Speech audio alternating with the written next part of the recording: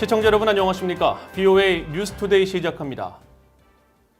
미국의 정보기관들이 합동으로 한국과 미국 등 전 세계를 목표로 악성 해킹 행위를 벌이는 북한의 사이버 해킹 조직 김숙희에 대한 주의보를 발령했습니다.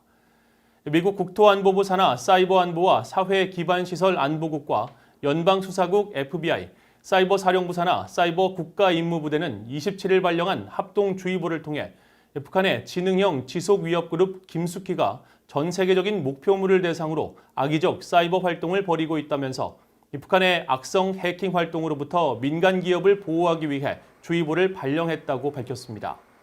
또 지난 7월까지 확보한 정보에 따르면 김숙희는 미국과 한국, 일본에서 한반도와 핵정책, 대북 제재와 관련된 외교 안보 분야 정보 수집 활동을 집중적으로 수행하고 있으며 공격 대상자의 네트워크에 침투하기 위해 고도화된 스피어 피싱 등 이메일 해킹을 활용하고 있다고 지적했습니다.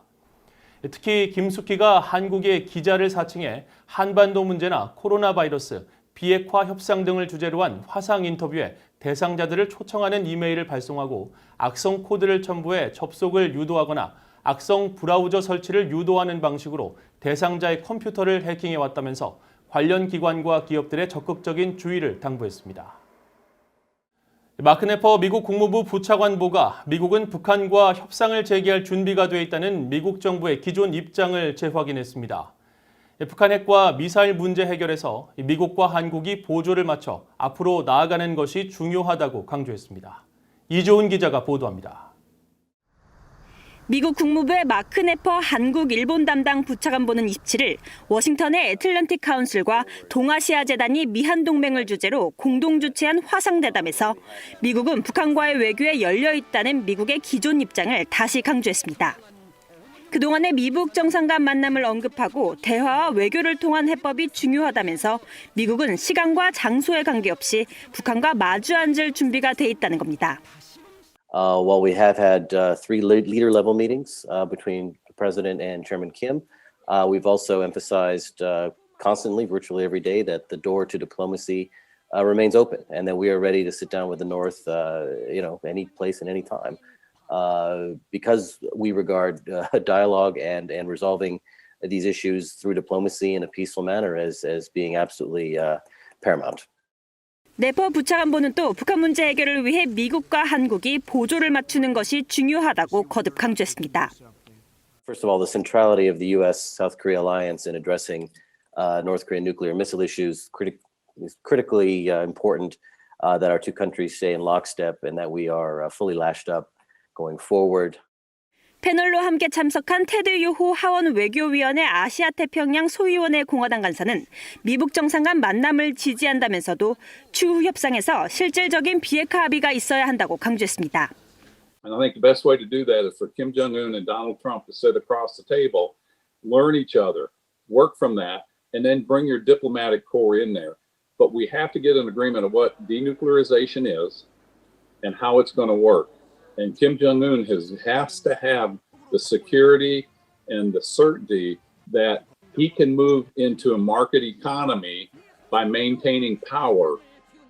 패널로 참석한 한국 국회의원들은 한국전 종전선언에 대한 이견을 보였습니다. 여당인 더불어민주당 김한정 의원은 종전선언은 북한과의 대화와 비핵화를 촉진하는 여건 조성에 큰 도움이 될 것이라고 말했고 제1야당인 국민의힘 박진 의원은 성급한 종전선언은 북한에 대한 사실상의 핵 보유국 인정과 주한미군 철수 요구 구실을 제공할 것이라며 종전선언은 비핵화의 입구가 아니라 출구에 있어야 한다고 말했습니다. 요호 의원은 교착 상태인 미한방위비 분담금 협상과 계속되는 한일 갈등에 대해 거듭 우려했습니다.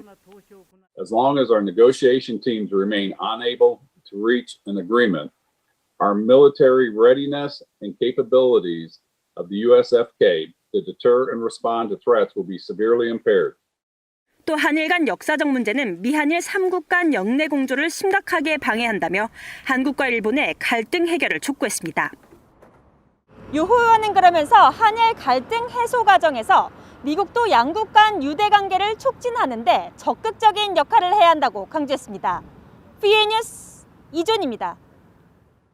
미국 대선과 관련해 한반도 문제를 주제로 한 토론회가 열렸는데 북한이 트럼프 대통령의 당선을 기대할 것이라는 분석이 나왔습니다.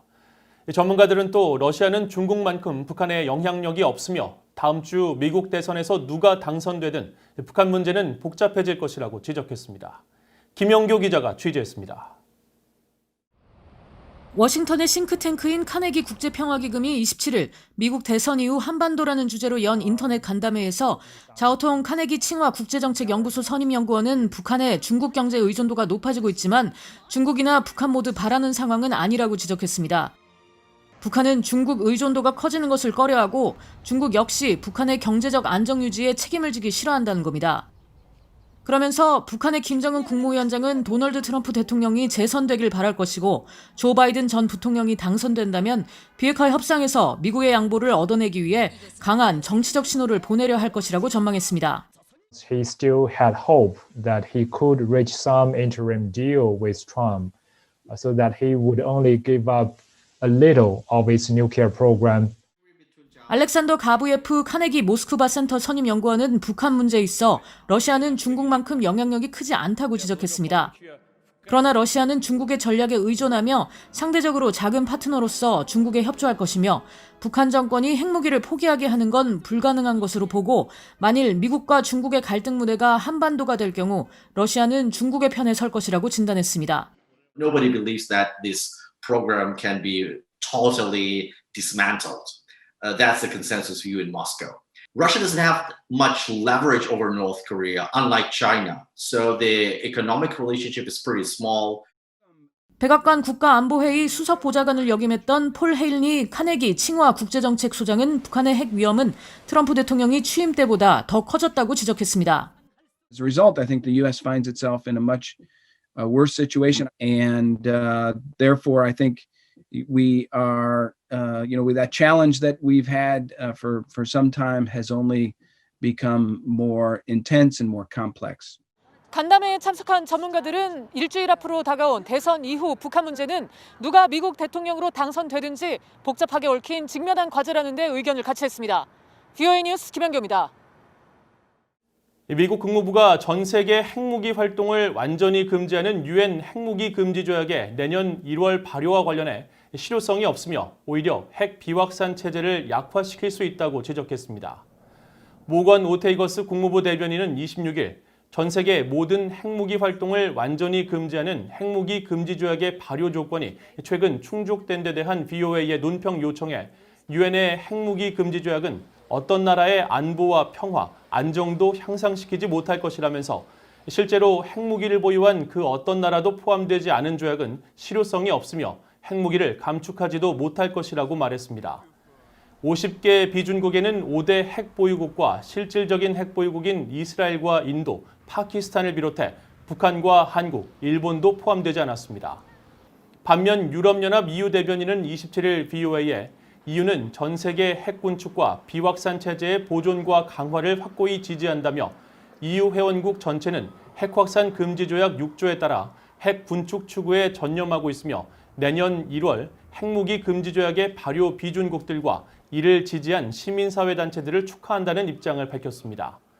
유엔은 앞서 지난 24일 성명을 통해 중미 국가 온두라스가 핵무기 금지 조약을 비준한 50번째 국가가 돼 조약의 공식 발효 조건이 충족됐다고 밝혔으며 이 조건에 따라 내년 1월 22일 조약이 공식 발효될 예정입니다. 미국인들이 가장 부정적으로 생각하는 나라는 북한이라는 여론조사 결과가 발표됐습니다. 영국 런던의 국제 여론조사 기관인 유가브는 26일 발표한 여론조사 결과를 통해 미국인들의 65%가 북한을 부정적으로 바라본다고 답했으며 이는 195개 나라 가운데 가장 낮다고 밝혔습니다. 이번 여론조사는 지난 7월부터 10월까지 진행된 설문조사로 약 1,700명의 미국 성인들을 대상으로 이루어졌으며 질문은 응답자들에게 세계 159개 나라 각각에 대해 어떻게 생각하는지를 묻고 긍정적, 부정적 혹은 중립 가운데 고를 수 있도록 했습니다. 북한에 이어서는 이란과 이라크, 중국, 러시아 순으로 미국인들이 부정적 평가를 하는 것으로 나타났습니다. 유가브는 이번 여론조사 결과를 발표하면서 북한의 끔찍한 인권 유린 현실과 미국을 파괴하겠다는 지속적인 위협 속에서 미국인들의 65%만이 북한을 부정적으로 본다는 결과는 아마도 놀라운 일일 것이라고 지적했습니다. 이상으로 VOA 뉴스투데이를 마칩니다. 시청해주신 여러분 고맙습니다.